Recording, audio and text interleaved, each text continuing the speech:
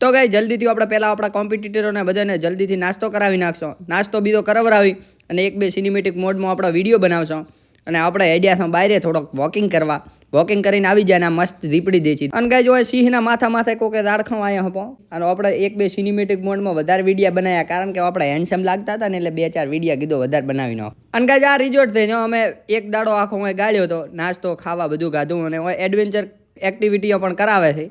Guys હું નાનો હતો તેથી આમ નાનો છોકરોના ગોળ પતંગ સકાવતો. તો ગાઈસ આપણે મુસ્કુરાતા આપણે ફોર્ડ એન્ડેવરમાં હેડ્યા છો ટ્રેકિંગ કરવા. તમે દેખી જ લો જેવા મુસ્કુરાવા હરા. એકચ્યુઅલી એન્ડેવરને મેલી પાર્કિંગમાં આપણે બધાને ઉતારીને નેસો કારણ કે હવે કરવાનું છે ટ્રેકિંગ.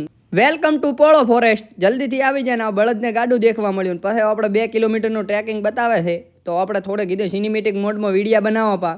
અને આ કાકોને ભાઈબંધ જાહેરા બહાટી બોલાવતા દેખો.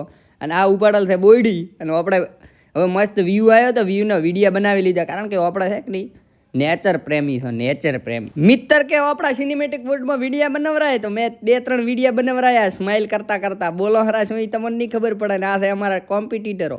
તો ગાઈસ અહીંથી જવાનું મન થતું નતું કારણ કે મસ્ત વ્યૂ આવતું હતું પણ શું કરવા વાંચા ઉપર પાટા બોથી નીકળી પડ્યા ને આ છે મસ્ત મંદિર અને સ્માઇલ કરતા આપણે નીકળી પડ્યા છો. તો આપણને પહેલા જ ગાય માતાના દર્શન થઈ જાય એટલે આપણે ખુશખુશાટ થઈ જાય અને પછી થોડાક આગળ જાય ને પછી નાનું એવું ક્યુટ બીબી દેખવા મળ્યું તો એને દેશીને આપણે વ્લોગ કરવા સમાપ્ત ફરીથી મળીએ.